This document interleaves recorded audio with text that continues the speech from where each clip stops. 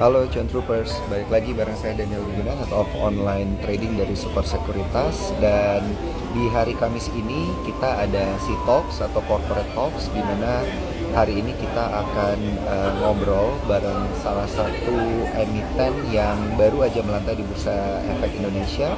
Mungkin kurang lebih 3 minggu lalu deh ya, gitu ya, melantai di Bursa Efek Indonesia.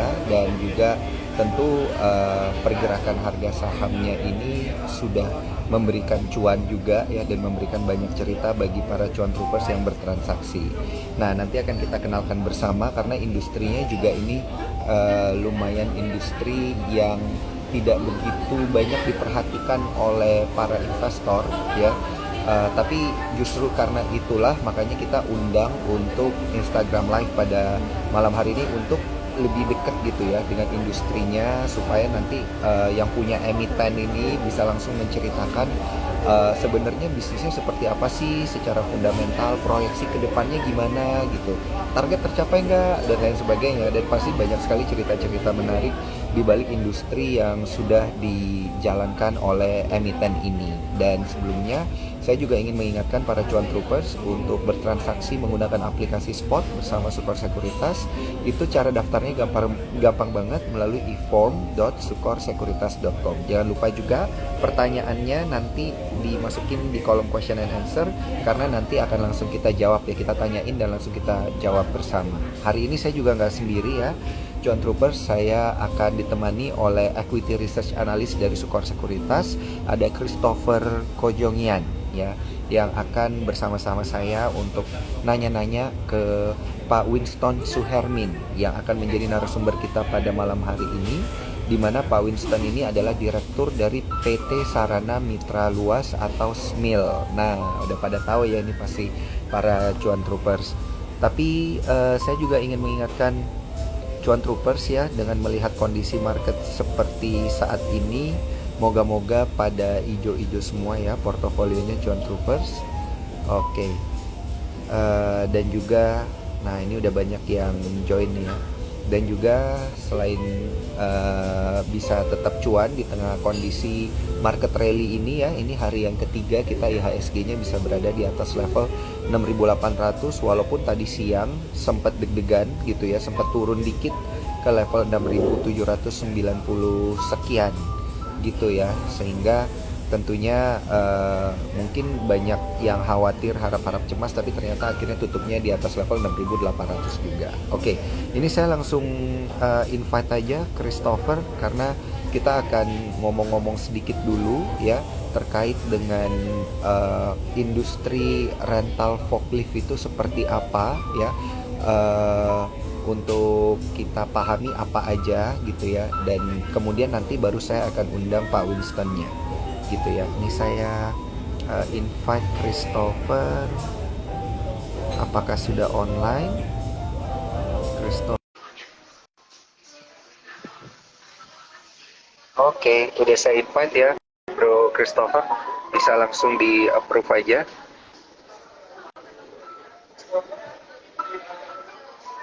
Oke, siap. Ini saya invite lagi. Oh, bisa langsung di approve, Bro Christopher. Ini uh, kita sedang mencoba terkoneksi ya, teman-teman.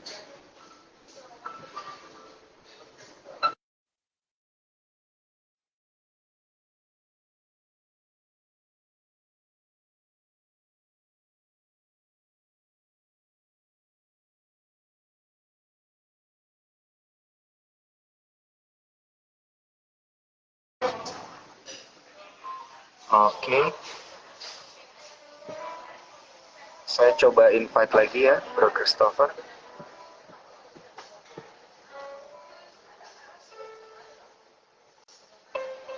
Oke, saya invite lagi.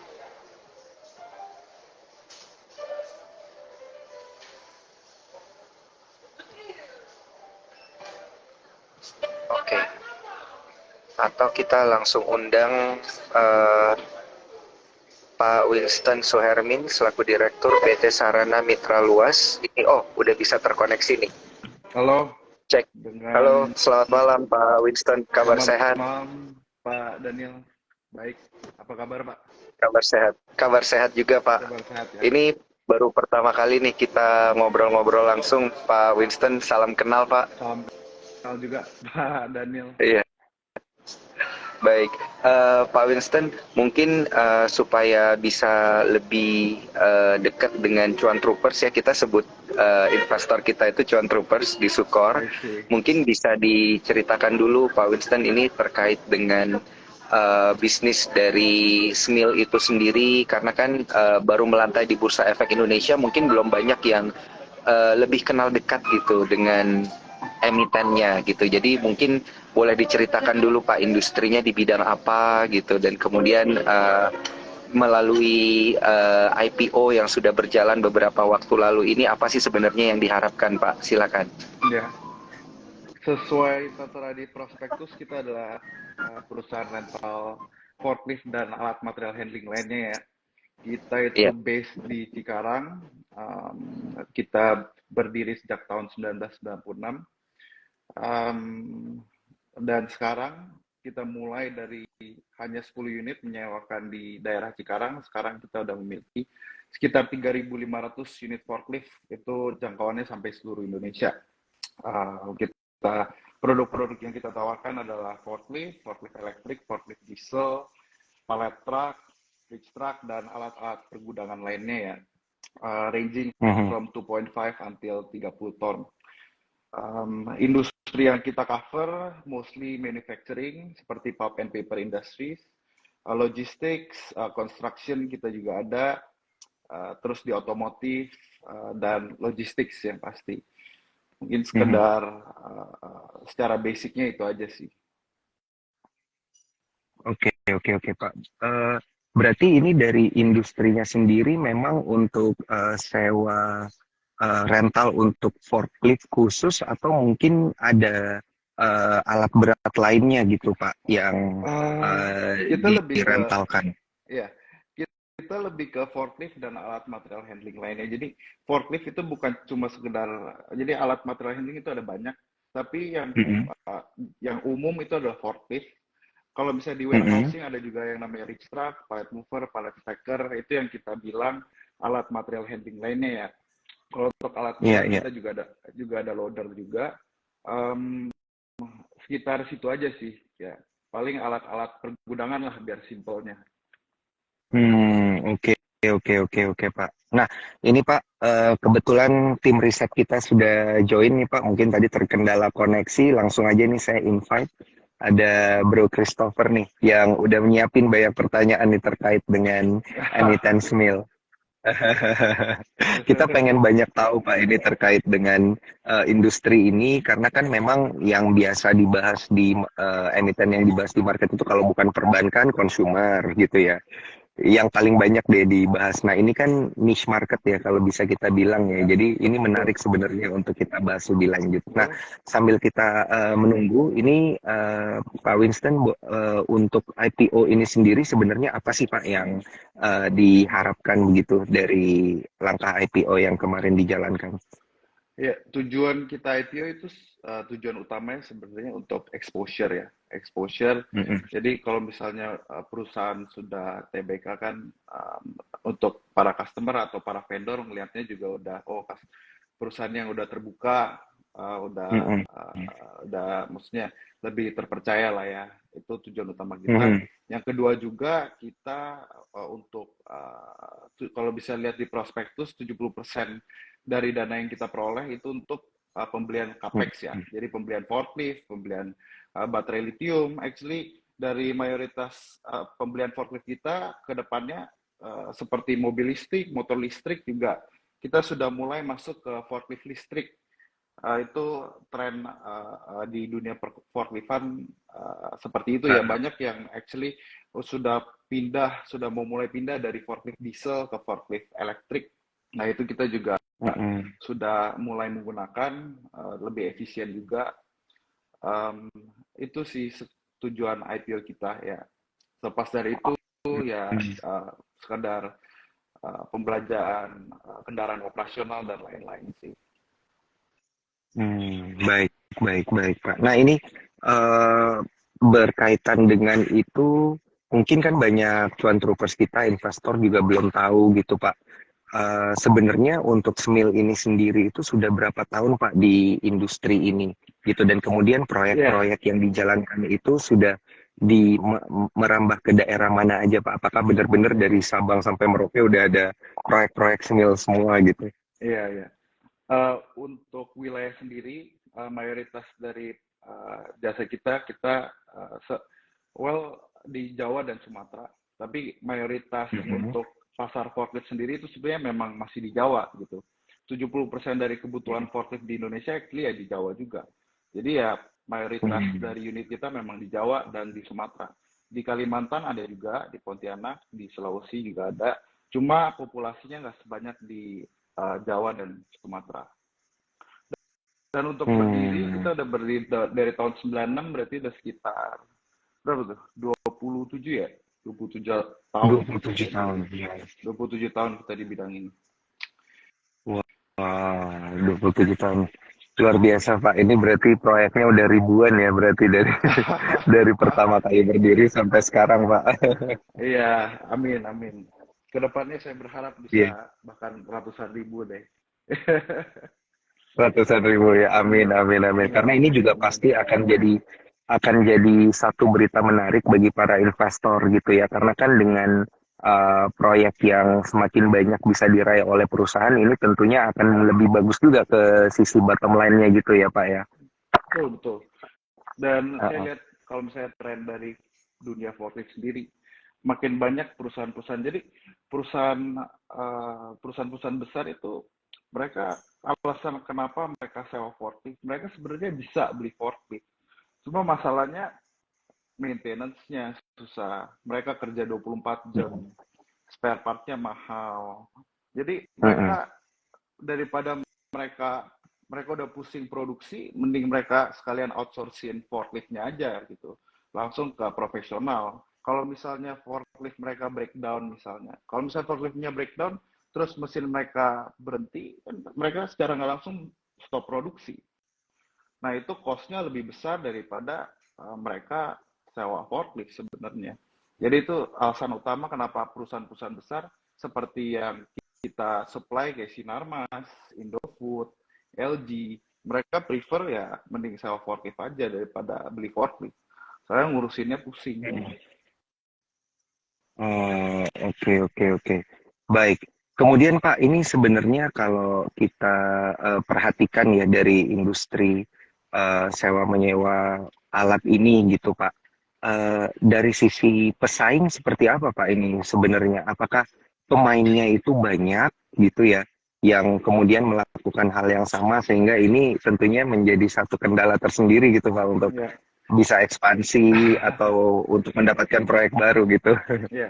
Eh, seperti yang seperti pada alamnya ya perusahaan kalau in- perusahaan di industri yang niche itu kompetisinya tidak terlalu banyak ya. Kalau untuk kita sendiri kompetisi yang di skala kita mungkin ada sekitar mungkin satu dua yang kita bisa anggap kompetisi. Jadi untuk kompetisi sendiri sih walaupun lumayan ketat ya di antara tiga ini, tapi nggak terlalu besar sih, nggak terlalu banyak kompetisinya. Kalau rental-rental kecil banyak, cuma yang dalam skala ribuan unit itu cuma beberapa. Hmm, oke, oke, oke. Salah satunya yang punya skala ribuan unit itu Smil gitu ya, berarti Pak. Ya, Smil. Tapi betul Iya, betul. iya.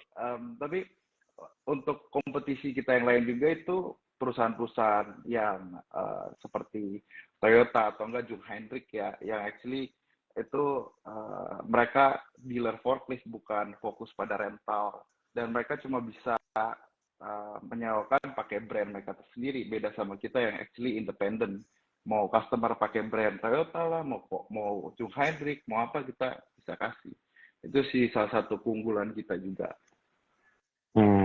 Oke, oke, oke, oke. Oke, baik. Nah, ini sebelum kita melanjutkan diskusi kita bersama Pak Winston, ini seru banget. Saya masih punya banyak pertanyaan sebenarnya ini untuk memahami industrinya seperti apa dan potensi ke depannya seperti apa.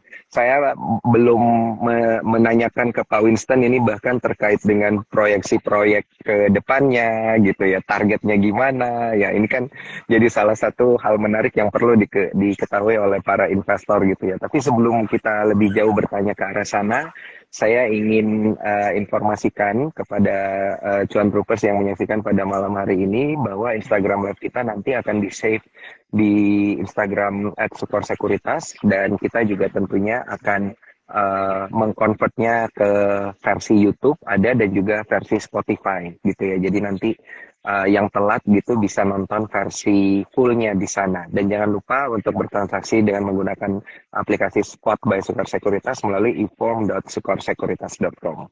Baik, Pak Winston, ini saya ada pertanyaan lagi berkaitan dengan industri SMIL itu sendiri.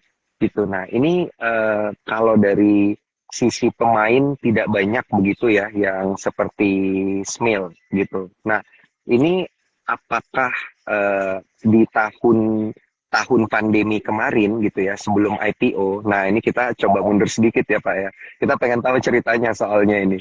Apakah eh, lebih sulit gitu untuk mendapatkan proyek, menjalankan proyek dibandingkan tahun 2023 ini?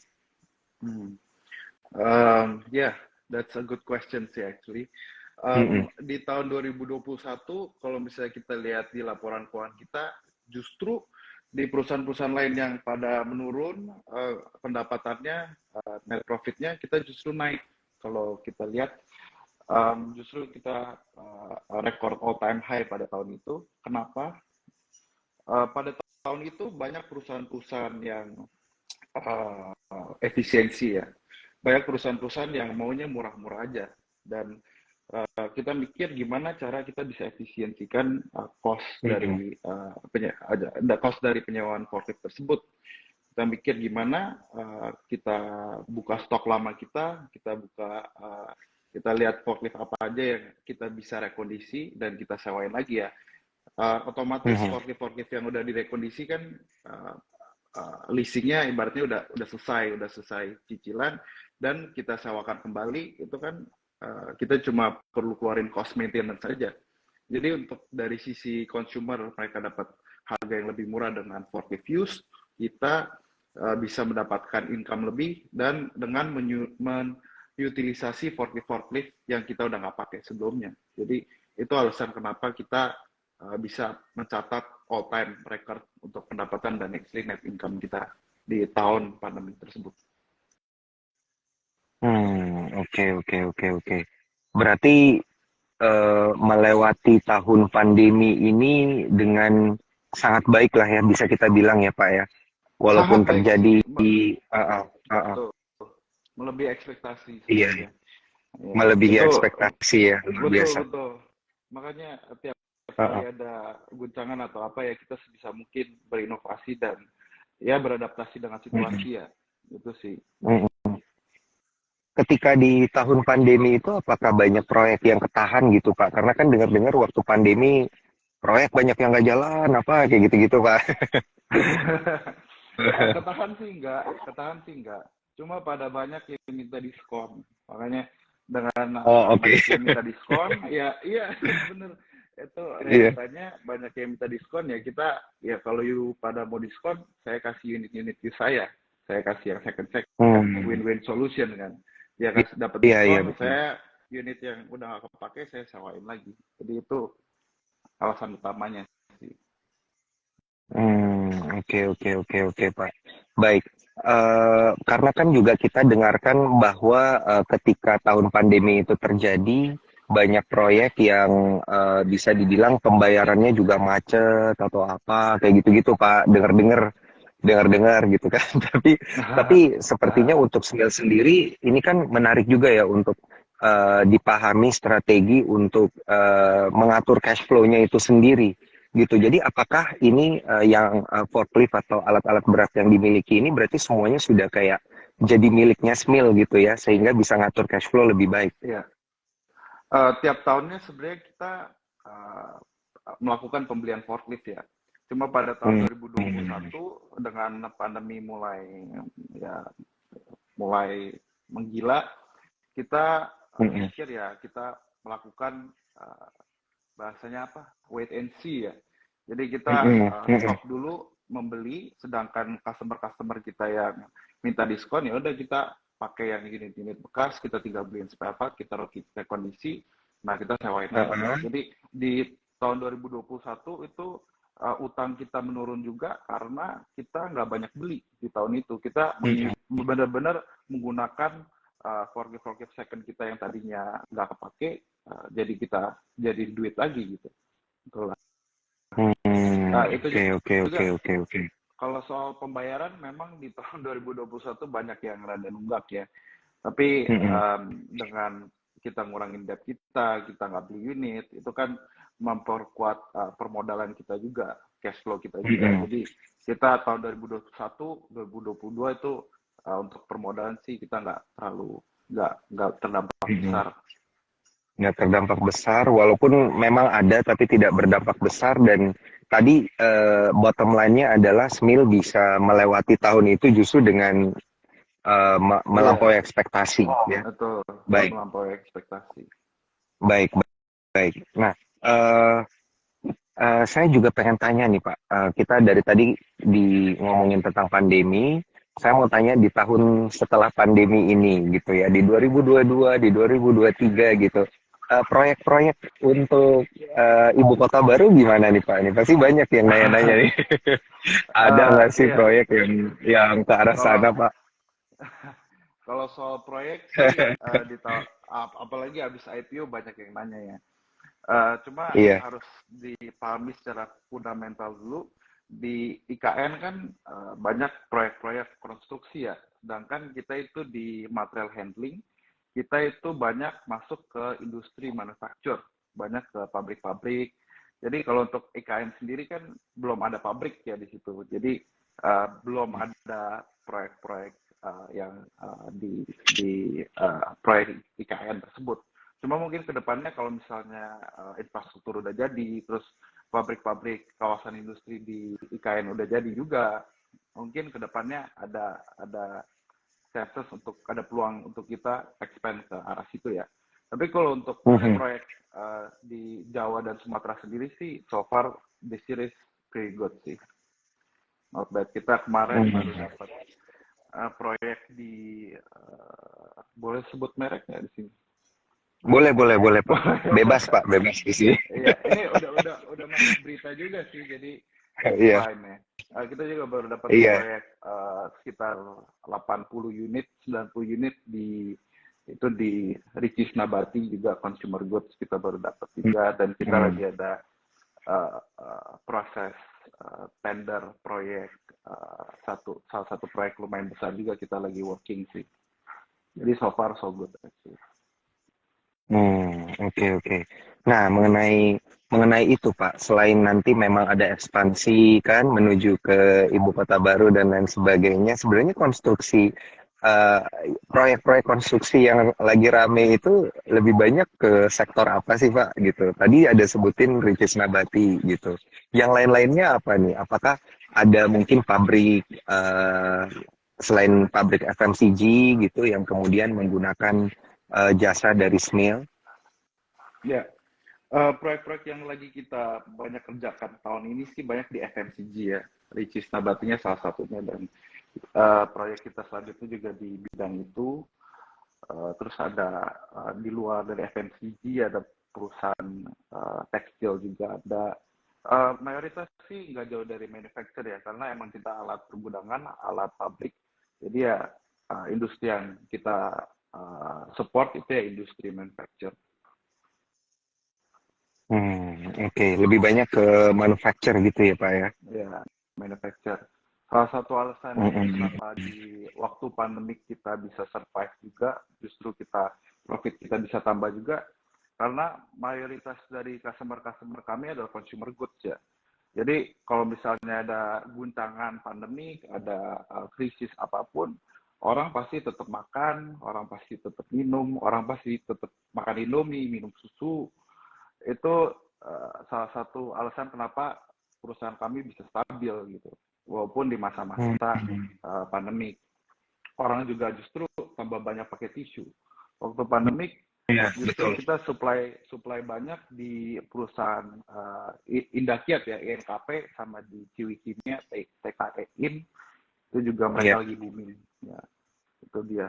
Mm-mm. Sama waktu pandemik juga orang di rumah belanja online semua, logistik juga naik, produksi kardus juga pada naik semua. Ya, itulah, jadi kita bisnis yang menopang, yang support perusahaan-perusahaan, ya bisa dibilang bahan baku kehidupan manusia ya. Iya. Itu.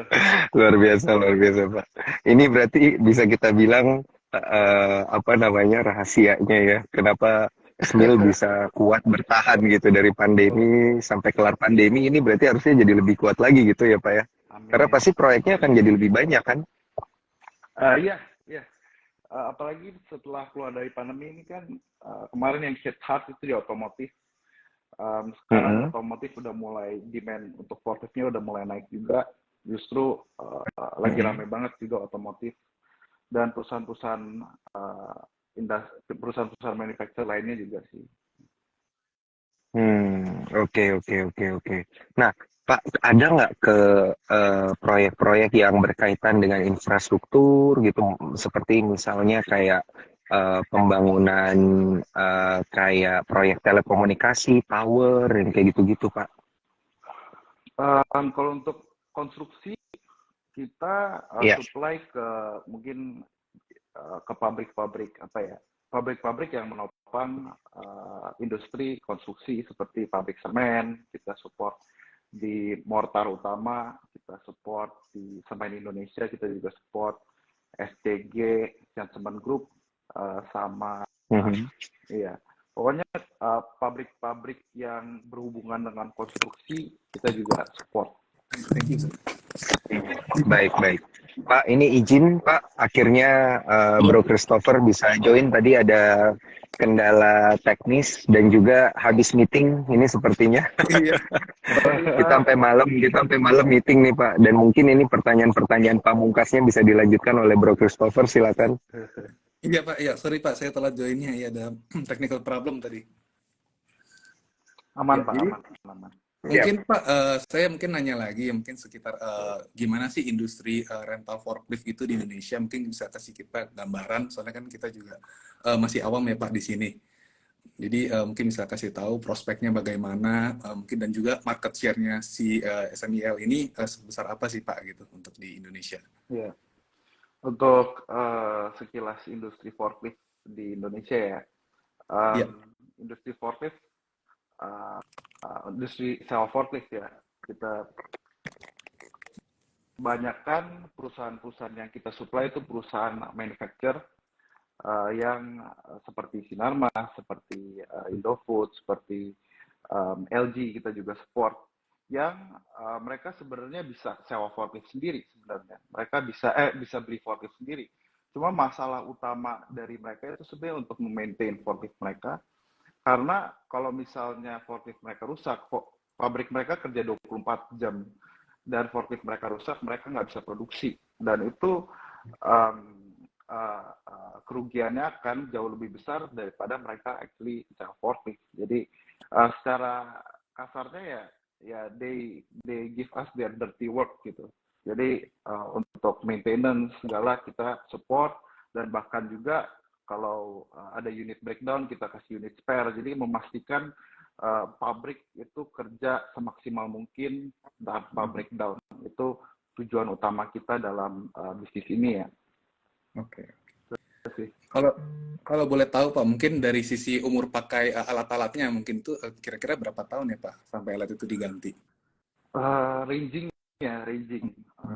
Kalau untuk pemakaian yang secara average, rata-rata customer kami kan menggunakan forklift non-stop 24 jam. Jadi seharusnya lifetime forklift bisa sampai 10 tahun mungkin. Kalau untuk customer, untuk dari pihak penyewaan kami mungkin sampai 5 sampai 7 tahun aja. Cuma kalau misalnya secara umum sih 10 tahun juga bisa. Oh, oke, oke. Iya, iya, iya.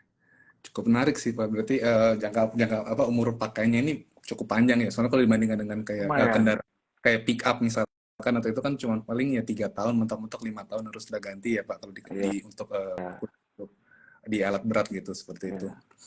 iya, iya. Ya. Dan mungkin bisa ini Pak kasih gambaran mungkin untuk dari sisi revenue-nya Pak, growth-nya bagaimana Pak dalam tahun 2023 ini? We're expecting a growth year on year untuk pendapatannya di 40% dan di laba bersihnya year on year di 30%. Kita optimis kita akan reach ini karena sudah ada beberapa proyek yang kita tahun lalu belum ada, kita baru dapat tahun ini juga, dan ada beberapa efisiensi inovasi yang kita lakukan seperti kita mulai kerjasama dengan perusahaan baterai lithium dari China, kita impor sendiri, itu efisiensi yang lumayan banyak juga, dan juga kita mulai impor ban sendiri, itu efisiensi lumayan banyak juga. Jadi udah tadinya kita ambil dari local suppliers yang mereka impor dan ambil margin, kita langsung ambil sama pabriknya. Jadi itu efisiensi lumayan banyak juga. Iya, iya, benar-benar. Mungkin dipengaruhi juga karena unit yang dimiliki oleh SMIL ini sangat banyak kali ya Pak ya. Makanya kita bisa langsung import dengan jumlah yang cukup Betul. menekan harga. Justru baru saja saya ketemu hari ini ketemu salah satu perusahaan forklift salah satu perusahaan forklift terbesar di China. Ya, hari ini kita baru bahas mengenai kerjasama jangka panjang dengan mereka juga. Ya banyak sih peluang ke depannya. Iya. Dan kalau boleh tahu Pak, mungkin customer-nya SMIL ini kebanyakan untuk di bisnis apa Pak? Mungkin sektornya? Ya, jadi forklift itu alat penopang gudang dan warehousing dan pabrik ya. Jadi mayoritas dari perusahaan-perusahaan yang kami support adalah perusahaan manufacture dan logistik. Kalau di manufacturing sendiri, customer utama kami yaitu di Sinarmas Group, ya, Indakiat Pulp and Paper, Ciwi Kimia, Lontar Jambi, Pindo Daily, dan lain-lain. Terus ada juga di Indofood, FMCG, kemarin kita baru dapat di Ricis Nabati juga, Mortar Utama, LG, grupnya Astra Auto Parts, terus di NK juga kita ada Cahaya Putra Asa Keramik, Intilog, ya banyak sih kalau saya sebutin semua. Iya. Yang gede-gede aja Pak yang disebutin. Iya makanya itu sih yang gede. Iya. BUMN juga kita ada di kereta api logistik juga. Ya. Oke. Iya. Nah, ngomongin BUMN Pak, mungkin apa ada rencana Pak untuk ekspansi ke Kalimantan? Mungkin seperti kan IKN kan lagi mau dibangun Pak. Nah, ini pertanyaan saya tadi nih Pak. Ini pertanyaan. Kalau riset yang nanya, ini jawabannya harus beda Pak. Ini pertanyaan yang cukup common, apalagi sejak IPO kita lumayan banyak dapat pertanyaan seperti ini, dan jawabannya sih simpel ya, kita ada perusahaan yang menopang pabrik dan warehousing, dan di IKN juga belum terlalu banyak pabrik, belum terlalu banyak warehousing juga, jadi untuk sekarang sih kita belum masuk ke daerah IKN, tapi ketika mungkin kawasan industri, infrastruktur udah dibangun, kawasan industri udah dibangun juga, itu adalah peluang untuk kami ekspansi ke situ juga. Oke, iya. Jadi mungkin nanti ya masih open for opportunity, cuman belum dalam waktu dekat gitu ya Pak ya. Betul, open for opportunity. Pokoknya ada peluang apa kita pasti garap. Untuk warehousing berarti selama ini proyek-proyeknya itu paling banyak masih di Jawa ya Pak ya? Di Jawa dan Sumatera. Jawa Sumatera.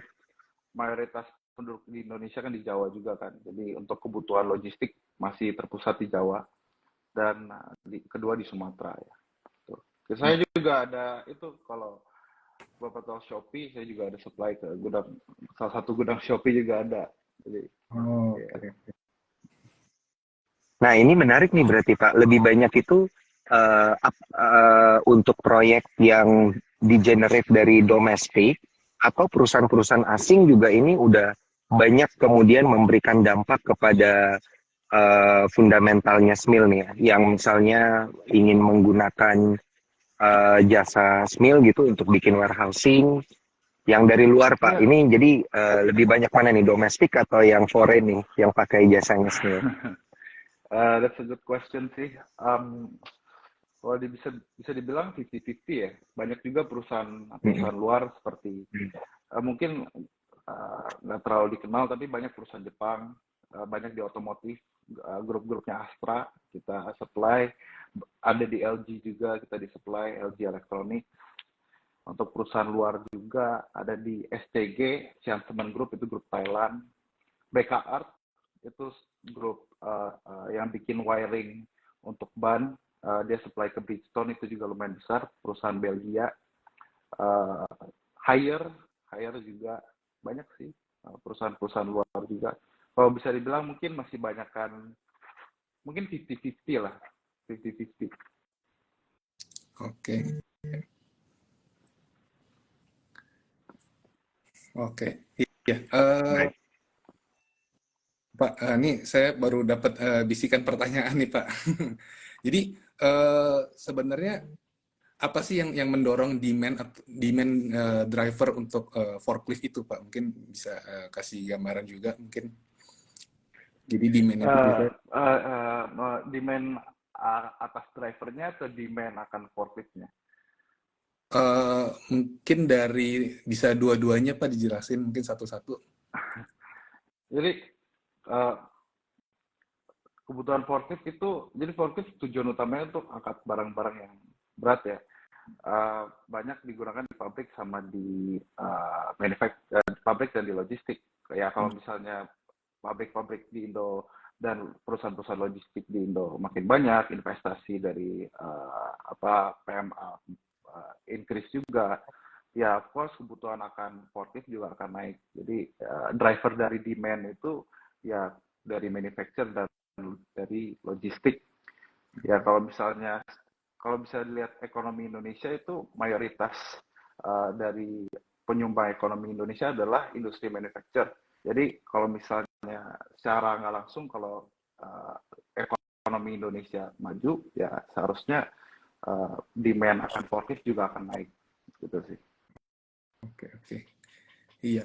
Oh, sama saya baru keinget Pak. Tadi kan Bapak sempat bilang kalau misalkan ada rencana untuk mungkin ke depannya mengganti forklift menjadi forklift elektrik ya Pak ya. Nah, itu udah pernah coba dihitung nggak Pak kira-kira dengan mengganti dengan forklift elektrik ini apakah akan memberikan efisiensi yang cukup signifikan Pak? Banyak, actually ada hitungannya dan efisiensinya super besar, udah bukan banyak lagi. Saya pernah hitung kalau dibandingin penggunaan forklift diesel dan forklift elektrik, efisiensi energinya bisa sampai 70%. Itu sangat berdampak besar ya untuk para pengguna forklift ya. Oke. Ya, ya, mungkin sih ya di saya sih itu sih Pak, kurang lebih. Mungkin dari Bro Daniel. Oke, siap. Ini saya mau menjawab komentar dari para cuan troopers nih. Banyak yang bilang apa tuh namanya berkaitan dengan target dan juga strateginya nanti ke depannya seperti apa gitu. Pak Winston, ini boleh diceritakan nggak nih untuk target di tahun ini sudah berapa persen nih Pak yang sudah tercapai gitu, karena kan ini kita baru aja lewat Q2 nih Pak, first half udah beres Kalau gitu Pak. saya sebutin ini dong, bocor loh. Oh bocor ya, berarti kita tunggu aja nanti keterbukaan informasinya ya Pak ya. Iya. Kita rencana Tapi actually, mungkin boleh bulan dikasih depan. gambaran gitu Pak. Boleh. Bentar lagi di akhir bulan ini kan akan keluar laporan tengah tahun ya. Ntar bisa dilihat dari situ langsungnya. Cuma untuk saya sendiri sih, menurut saya optimis target-target yang kita sudah sebut kepada publik akan tercapai ya di tahun ini. Itu aja sih kalau dari saya.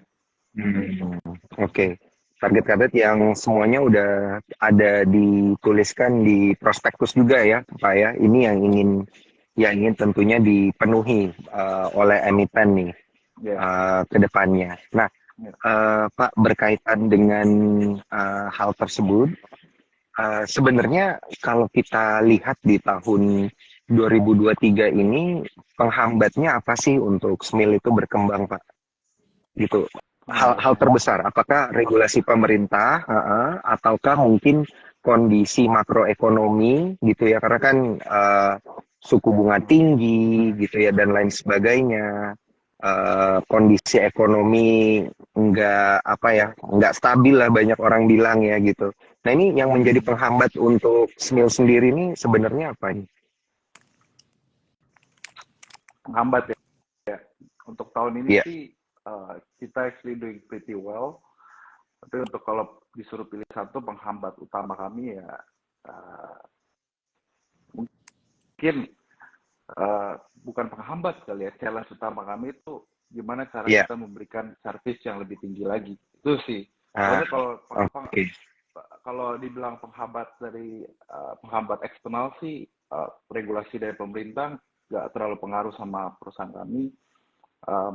Ya paling kalau nggak kedua juga kompetisi itu juga salah satu penghambat. Cuma untuk kompetisi sih kita nggak terlalu mikirin, kita mikirin gimana cara kita bisa kasih the best value to our customer. Itu aja sih yang kita fokus, dan itu challenge kita di tahun ini dan pasti akan menjadi challenge kita di tahun depan dan ke tahun-tahun kedepannya juga. Itu sih. Oke. Iya ya, harusnya ini mindsetnya lebih ke challenge, bener nih kata Pak Winston ya. Jangan dibilang itu yang menahan kita untuk berkembang, tapi memang Betul. ada challenge yang harus dilewatin. Apalagi udah melantai di bursa kan berarti sudah Ya. mewakili industri mewakili industri forklift ini di Indonesia. Mungkin challenge-nya adalah mungkin bukan challenge lah ya, pressure setelah menjadi publik, pressure dari publik aja ya, jadi Pressure dari publik. itu aja sih. Iya.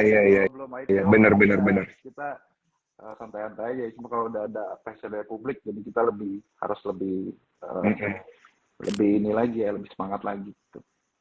Iya, benar. Ini justru jadi faktor pendorong lah gitu ya, karena sudah ada publik yang memperhatikan, banyak mata yang memperhatikan. Baik, mungkin dari Bro Chris ada pertanyaan tambahan? Mungkin ini kali Pak, mengenai capex Pak per tahun, mungkin kira-kira di level berapa Pak? Klik lagi. Capex per tahun. Per tahun kalau misalnya kita lihat secara historis itu sekitar di 150 sampai 200 ya, 200 M per tahunnya ya. Ya. Ya, 150 sampai 200. Mungkin 150 sampai 250 M lah yang per tahun. Kalau misalnya kita lagi banyak proyek mungkin bisa sampai 250. Oke. Iya. Oke. Baik. Itu aja sih Pak. Ya, thank you. Iya. Nah, kemudian saya kembali ingin ngingetin untuk John Troopers ya, pertanyaannya boleh ya dimasukin di kolom question and answer. Nanti akan langsung kita tanyain dan bisa langsung dijawab juga.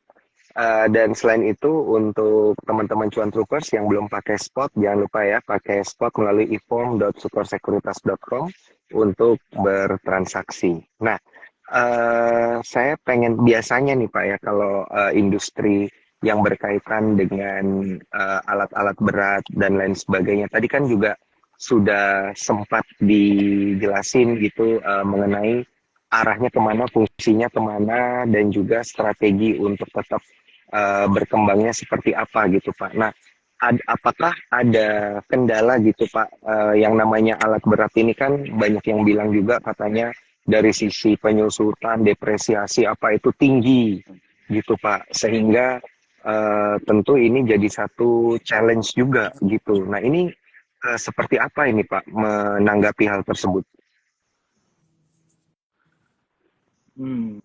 Ya.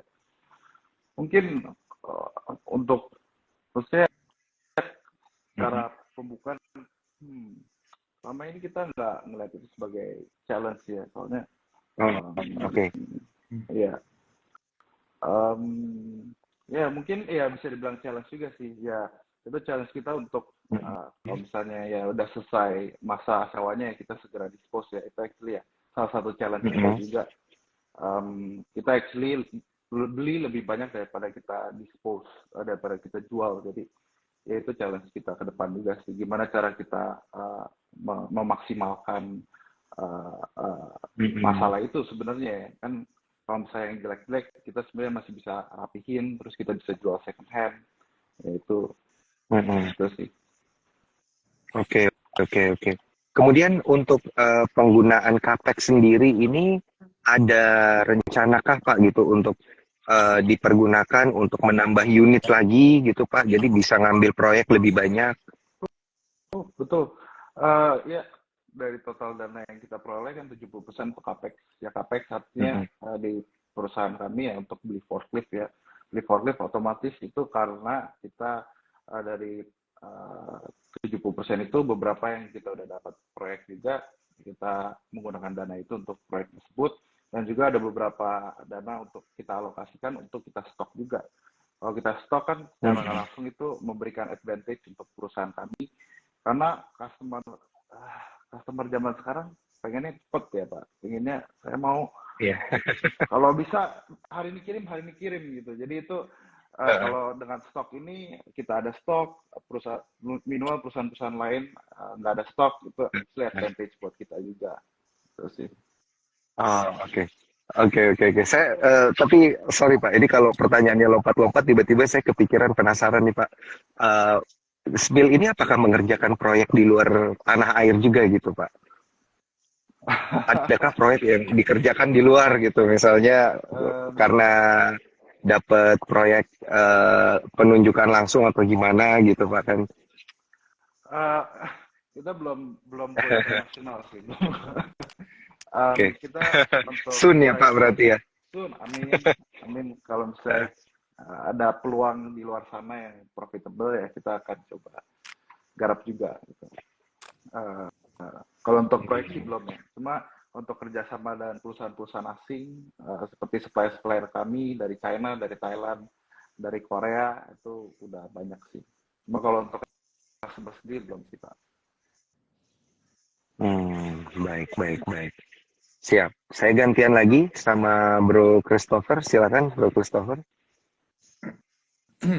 Ya, mungkin kan ya tadi seperti yang tadi Bro Daniel bilang ya, salah satu yang paling besar kan itu adalah maintenance dan juga depreciation ya kalau untuk forklift ya. Mungkin dari sisi spare part-nya sendiri Pak, mungkin apakah kayak mungkin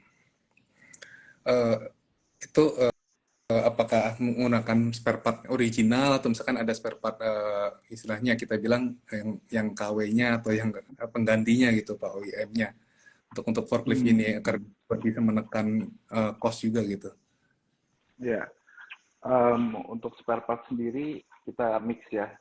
Saya kurang setuju kalau dibilang KW sih sebenarnya, soalnya kayaknya konotasinya negatif.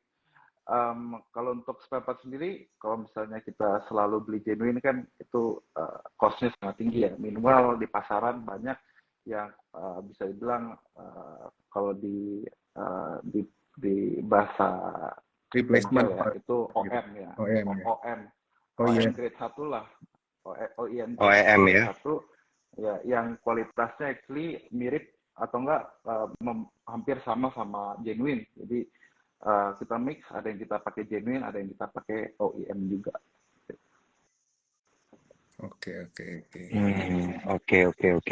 Oke Pak. Ini saya ada satu pertanyaan terakhir ini. Bro Chris mau ada satu pertanyaan terakhir mungkin? Oh, enggak, sepertinya kita udah tanya semuanya nih soalnya nih. Iya. Satu pertanyaan terakhir nih buat Pak Winston. Harapannya ke depannya apa nih Pak di second half gitu? Apakah sebenarnya Pak Winston ini ngelihat second half akan lebih berat dari first half gitu, atau justru akan jadi lebih mudah? Karena kan kita paham bahwa tahun 2024 itu adalah tahun politik Pak. gitu. Jadi apakah di second half ini akan jadi jauh lebih sulit atau nanti kesulitannya itu akan datang justru di first half 2024 nih? Yeah, not a good question. Iya.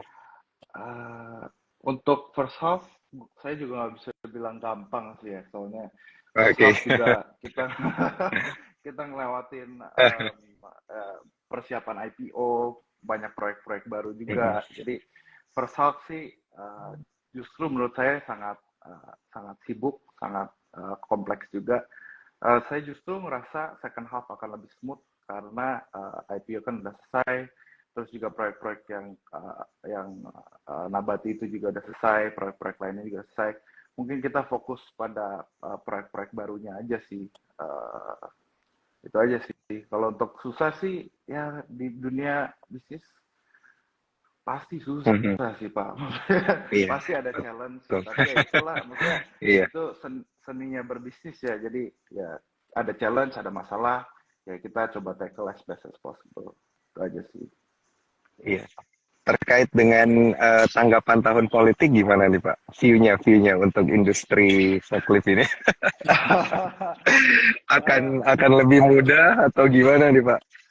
Jujur, saya bukan pengamat politik ya. Saya Iya. fokus sama jualan forklift aja. Jadi untuk politik saya nggak ada opini sih. Oke. Tapi mungkin sedikit Pak terkait kecenderungan gitu ketika tahun politik, apakah benar gitu industrinya bakal agak sedikit melambat ya istilahnya ya?